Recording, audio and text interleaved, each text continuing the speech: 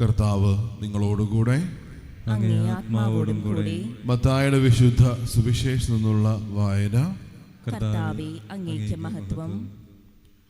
അബ്രാഹത്തിന്റെ പുത്രനായ ദാവീദിന്റെ പുത്രൻ യേശുക്രിസ്തുവിന്റെ വംശാവലി ഗ്രന്ഥം. അബ്രഹാം ഇസഹാക്കിന്റെ പിതാവായിരുന്നു. ഇസഹാക്ക് യാക്കോബിന്റെയും, യാക്കോബ് യൂദായുടെയും സഹോദരന്മാരുടെയും പിതാവായിരുന്നു. താമാറിൽ നിന്ന് ജനിച്ച പേരസിന്റെയും സേറായുടെയും പിതാവായിരുന്നു യൂദ. പേരസ് ഹെസ്രോന്റെയും, ഹെസ്രോൻ ആരാമിന്റെയും പിതാവായിരുന്നു. ആരാം അഭിനാദാബിന്റെയും, അഭിനാദാബ് നഹ്ശോന്റെയും, നഹ്ശോൻ സൽമോന്റെയും പിതാവായിരുന്നു. സൽമോൻ റാഹാബിൽ ജനിച്ച ബോവാസിന്റെയും, ബോവാസ് റൂത്തിൽ ജനിച്ച ഓബദിന്റെയും, ഓബദ് ജസയുടെയും, ജസെ ദാവീദ് രാജാവിൻ്റെയും പിതാവായിരുന്നു. ദാവീദ് ഊറിയായുടെ ഭാര്യയിൽ ജനിച്ച സോളമൻ്റെ പിതാവായിരുന്നു. സോളമൻ റഹോബാവമിൻ്റെയും, റഹോബാവം അഭിയായുടെയും, അഭിയ ആസായുടെയും പിതാവായിരുന്നു. ആസ യോസഫാത്തിൻ്റെയും, യോസഫാത്ത് യോറാമിൻ്റെയും, യോറാം യോസിയായുടെയും, യോസിയ യോധാമിൻ്റെയും, യോധാം ആഹാസിൻ്റെയും, ആഹാസ് ഹെസക്കിയായുടെയും, ഹെസക്കിയ മനസ്സയുടെയും, മനസ്സെ ആമോസിൻ്റെയും, ആമോസ് ജോസിയായുടെയും പിതാവായിരുന്നു. ബാബിലോൺ പ്രവാസകാലം ജനിച്ച യാക്കോണിയയുടെയും സഹോദരന്മാരുടെയും പിതാവായിരുന്നു ജോസിയ. യാക്കോണിയ ബാബിലോൺ പ്രവാസശേഷം ജനിച്ച സലാത്തിലിൻ്റെയും, സലാത്തിയേൽ സൊറാബേബിലിൻ്റെയും പിതാവായിരുന്നു. സൊറാബേബേൽ അഭിയൂദിൻ്റെയും, അഭിയൂദ് എലിയാക്കിമിൻ്റെയും, എലിയാക്കീം അസറോൻ്റെയും, അസോർ സാദോക്കിൻ്റെയും, സാദോക്ക് അക്കീമിൻ്റെയും, അക്കീം എലിയൂദിൻ്റെയും, എലിയൂദ് എലയാസറിൻ്റെയും, എലയാസർ മിധാൻ്റെയും, മധാൻ യാക്കോബിൻ്റെയും പിതാവായിരുന്നു. യാക്കോബ് മറിയത്തിൻ്റെ ഭർത്താവായ ജോസഫിൻ്റെ പിതാവായിരുന്നു.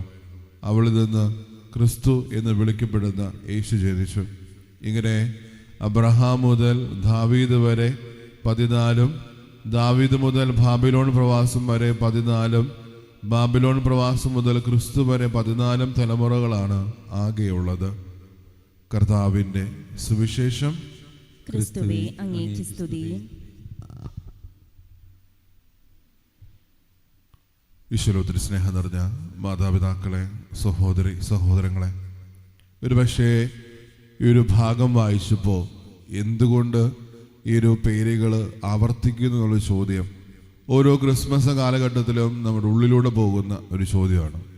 തിരിച്ചറിയുക, തമ്പുരാന് നമ്മുടെ ജീവിതത്തിൽ വ്യക്തമായ ഒരു പദ്ധതിയുണ്ട് എന്നുള്ള കാര്യം. ഇഹലോകവാസം പിടിച്ച ഫ്രാൻസിസ് മാർപ്പാപ്പ താൻ തിരഞ്ഞെടുക്കപ്പെട്ട നിമിഷത്തിൽ ആ ഒരു ജനം ഒന്നടങ്കം അവരുടെ ജീവിതം കൊണ്ട് വളരെയേറെ ആശയക്കുഴപ്പത്തിലായിരുന്നു. എന്തുകൊണ്ട് ഈ അർജന്റീനയിൽ നിന്ന് തങ്ങൾക്ക് ഒരു പാപ്പായെ കിട്ടി? കാരണം ഇറ്റലിയിൽ നിന്നോ അല്ലെങ്കിൽ അതിൻ്റെ പ്രാന്തപ്രദേശങ്ങളിൽ നിന്നോ തങ്ങൾക്കൊരു പാപ്പായെ കിട്ടുമെന്നുള്ള പ്രതീക്ഷയിൽ ഇറ്റലിക്കാരും അവരുള്ള ഒന്നടങ്കം ഓരോ ജനങ്ങളും പ്രതീക്ഷിച്ചിരുന്ന ഒരു സമയം. അങ്ങനെ ആ ഒരു സമയത്ത് ഫ്രാൻസിസ് മാർപ്പാപ്പ ഒരു മട്ടുപ്പാപ്പയിൽ കടന്നു വരികയും അവരോരോരുത്തരും അവർ പാപ്പായെ സ്വീകരിക്കാൻ വരെ ബുദ്ധിമുട്ടിച്ചിരുന്നിരുന്ന ഒരു സമയം. അങ്ങനെ ആ ഒരു സമയം പാപ്പ കടന്നു വന്നിട്ട് പറയുന്നൊരു കാര്യമുണ്ട്: നിങ്ങൾ എനിക്ക് വേണ്ടി ഒന്ന് പ്രാർത്ഥിക്കാവോ, നിങ്ങൾ എനിക്ക് വേണ്ടി ഒന്ന് പ്രാർത്ഥിക്കാവോ എന്ന് ചോദിച്ചിട്ട് ആ ഒരു പാപ്പ ശിരസ് നമിച്ചുകൊണ്ട് ഇരുജനത്തിൻ്റെ മുമ്പിൽ നിൽക്കുന്ന ഒരു കാഴ്ച ഒരുപക്ഷെ നമ്മളാരും ഈ ഒരു സമയം കൊണ്ട് മറന്നു കാണില്ല. ഇങ്ങനെ അത്രയും നേരം പാപ്പായ്ക്ക് വേണ്ടി ആഗ്രഹിക്കാത്തൊരു ജനം പാപ്പായ്ക്ക് വേണ്ടി പ്രാർത്ഥിക്കാനും ഒരു ജീവിതം മുഴുവനും ആ ഒരു പാപ്പായുടെ കയ്യിൽ തമ്പുരാൻ ഭദ്രമായി കൊടുക്കണമെന്ന് പ്രാർത്ഥിച്ച ഇറ്റലിക്കാരെയും അല്ലെങ്കിൽ ആ ഒരു പ്രദേശത്തുള്ള ഓരോ മനുഷ്യരും നമ്മൾ കാണുന്നുണ്ട്. പിന്നീട് ആ ഒരു പാപ്പായുടെ കൈ പിടിച്ചിട്ട് ക്രിസ്തുവിനെ അറിയാനുള്ള വ്യഗ്രതയിലും വാശിയിലും നമ്മൾ ഓരോരുത്തരും മുന്നോട്ട് പോയത് എങ്ങനെയെന്നുള്ള കാര്യവും നമുക്കറിയാം. ഇതെല്ലാം കഴിഞ്ഞ് ഫ്രാൻസിസ് മാർപ്പാപ്പ ആ ഒരു പ്രസ്സിനെ അല്ലെങ്കിൽ മാധ്യമപ്രവർത്തകരെ ആദ്യമായിട്ട് കാണുന്ന ഒരു നിമിഷമുണ്ട്. എനിക്ക് തോന്നുന്നു ചരിത്രത്തിൽ തന്നെ ഇതുപോലുള്ളൊരു മറുപടി കൊടുത്ത വേറൊരു മാർപ്പാപ്പയില്ല.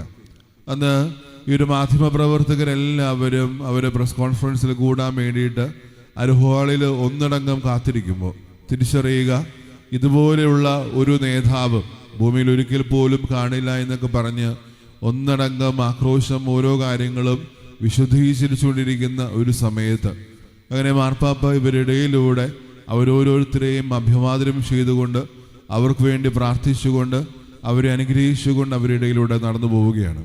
അങ്ങനെ മാർപ്പാപ്പ അവരിടയിലൂടെ കടന്നുപോയി മധ്യത്തിലിരിക്കുമ്പോൾ ഈ മാധ്യമപ്രവർത്തകർ എല്ലാവരും വട്ടം കൂടുന്നുണ്ട്. അങ്ങനെ ജിജ്ഞാസയോടുകൂടി നമുക്കറിയാം ആദ്യത്തെ ചോദ്യം എത്രത്തോളം സ്പെഷ്യലായിരിക്കും എന്നുള്ള കാര്യം. അങ്ങനെ മാർപ്പാപ്പയോട് ചോദിക്കുന്നുണ്ട്, നിങ്ങൾ യഥാർത്ഥത്തിൽ ആരാണ്? കാരണം കഴിഞ്ഞ ഓരോ കാലഘട്ടത്തിലും ഒരു മാർപ്പാപ്പയോട് ഒരു ചോദ്യം ആവർത്തിക്കുമ്പോൾ ദൈവശാസ്ത്രപരമായിട്ടുള്ള കുറേ ഉത്തരങ്ങൾ പറയുമായിരുന്നു. അത് പിന്നീട് അവരുടെ ജീവിതം തന്നെ പലപ്പോഴും വ്യക്തമായിട്ട് എഴുതാൻ ഈ മാധ്യമ പ്രവർത്തകർക്ക് പറ്റും. അങ്ങനെ അതുപോലുള്ള ഒരു ഉത്തരം പ്രതീക്ഷിച്ചുകൊണ്ടിരിക്കുന്ന സമയത്ത് ഫ്രാൻസിസ് മാർപ്പാപ്പയോട് ഇതേ ചോദ്യം ആവർത്തിക്കുന്നുണ്ട്, നിങ്ങൾ ആരാണ്? ഒരു പക്ഷേ അവരൊന്നടങ്കം പ്രതീക്ഷിച്ചിരുന്നത് ഞാൻ ഒരു ഈശോ സഭാ വൈദികനാണെന്നോ, അല്ലെങ്കിൽ ഞാൻ കർത്താവിന് എളിയ ദാസനാണെന്നോ, ഒരു അർജന്റീനക്കാരനാണെന്നോ, ഒരു കർദിനാളാണെന്നോ, ഇങ്ങനെയുള്ള കുറേ ഉത്തരങ്ങളാണ് ഈ മാധ്യമ പ്രവർത്തകർ ഒന്നടങ്കം പ്രതീക്ഷിക്കുന്നത്. അവിടെ നിശബ്ദതയോടുകൂടി ഒരു ചെറിയ പുഞ്ചിരിയോടുകൂടി പാപ്പ കൊടുക്കുന്നൊരു ഉത്തരവുണ്ട്, ഞാൻ പാപിയാണ്. ഞാൻ പാപിയാണ് എന്നുള്ള കാര്യം മാർപ്പാപ്പ പറഞ്ഞു വെക്കുന്നുണ്ട്. അതിന് വ്യക്തമായ ഉത്തരം അതിന് പുറകെ കൊടുക്കുന്നുണ്ടെങ്കിലും സ്നേഹമുള്ളവരെ, ഇന്നത്തെ ഈ വംശാവലിയിലേക്ക് പ്രവേശിക്കുമ്പോഴും ആ ഒരേ കാര്യം നമ്മുടെ ജീവിതത്തിലും ആവർത്തിക്കുന്നുണ്ട്. നമ്മൾ ആരാണ് അല്ലെങ്കിൽ എന്താണ് എന്നുള്ള കാര്യത്തിന് അപ്പുറത്തോട്ട് തമ്പുരാൻ എൻ്റെ ജീവിതത്തിലും നിന്റെ ജീവിതത്തിലും വിശ്വസ്തനാണ് എന്നുള്ള കാര്യം എപ്പോഴും തിരിച്ചറിയണം. അത് ഫ്രാൻസിസ് മാർപ്പാപ്പ തന്നെ ജീവിതത്തിലൂടെ താൻ ഒരു പാപിയാണ്, താൻ അയോഗ്യനാണെന്ന് പറയുമ്പോഴും ഈ ഒരു ഭാഗം പ്രവേശിക്കുമ്പോഴും ഇത്രയേറെ മനുഷ്യര് തന്റെ ജീവിതത്തിലും ആ അയോഗ്യത പലപ്പോഴും തിരിച്ചറിഞ്ഞിട്ടുണ്ട്. പക്ഷേ അവിടെയെല്ലാം തമ്പുരാൻ അവരോരോരുത്തരെയും രക്ഷാകര ചരിത്രത്തിന്റെ ഭാഗമാകാൻ വേണ്ടിയിട്ട് തമ്പുരാൻ ഒരുക്കിയിട്ടുണ്ട്. നമ്മളും തിരിച്ചറിയേണ്ടത് നമ്മുടെ ഒരു എളിയ ജീവിതത്തിൽ എത്രത്തോളം ദൈവം നമ്മൾ ഓരോരുത്തരെയും ഒരുക്കുന്നു എന്നുള്ള കാര്യമാണ്.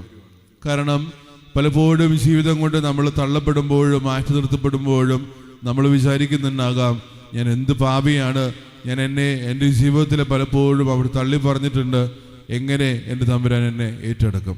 സ്നേഹമുള്ളവരെ, ഈ ഒരു ഭാഗം പരിശോധിക്കുമ്പോൾ അന്ന് അവർ മരണക്കിടക്കയിൽ യാക്കോബ് തൻ്റെ പിതൃനുഗ്രഹം ഏറ്റുവാങ്ങുമ്പോൾ അവിടെ നിന്ന് ആരംഭിക്കുന്നുണ്ട് ഒരു രക്ഷാകര ചരിത്രം.